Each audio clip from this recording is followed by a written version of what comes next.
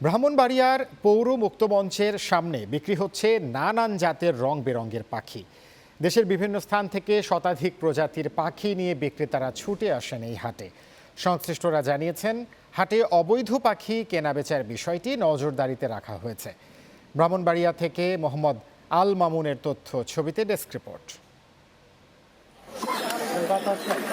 ব্রাহ্মণবাড়িয়ায় দিন দিন জমজমাট হচ্ছে পাখির হাট। প্রথমে শৌখিন মানুষের চাহিদা পূরণে কয়েকজন কবুতর সহ বিভিন্ন প্রজাতির পাখি বিক্রি করলেও এখন বিক্রি হচ্ছে নানান জাতের পাখি। এর মধ্যে রয়েছে গিরিবাজ, বাজিগর, হোয়াইট কিং, বোম্বাই কবুতর, কালদুম, হারবার্ড, জ্যাকোবিন ও অস্ট্রেলিয়ান ঘুঘু।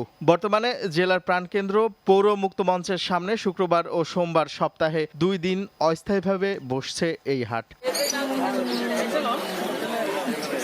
বিক্রেতারা জানান, পাখি কেনাবেচাকে ঘিরে জেলায় অর্ধসহস্রাধিক মানুষের কর্মসংস্থানের ব্যবস্থা হয়েছে। এদিকে ক্রেতারা জানালেন, হাটে বিভিন্ন প্রজাতির পাখির দামও নাগালের মধ্যেই। প্রায় কোনো সরকারিভাবে যদি কোনো সহযোগিতা পাইতাম তাহলে আমরা এই ব্যবসাটা আরো আগে নিতে পারতাম। আর এনে অনেক ধরনের পাখি টাকি আছে, কবুতর আছে, অনেক ফ্যান্সি কবুতর আছে, এগুলো দেখতে ভালো লাগে।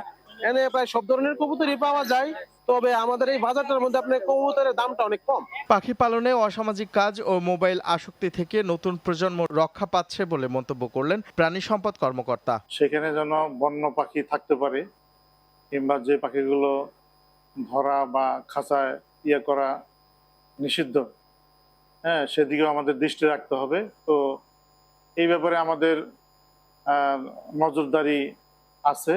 ইট পাথরের নাগরিক জীবনে পাখির প্রতি ভালোবাসা বাড়ুক সবার, এমনটাই চাওয়া পাখি প্রেমীদের। Channel 9 news desk.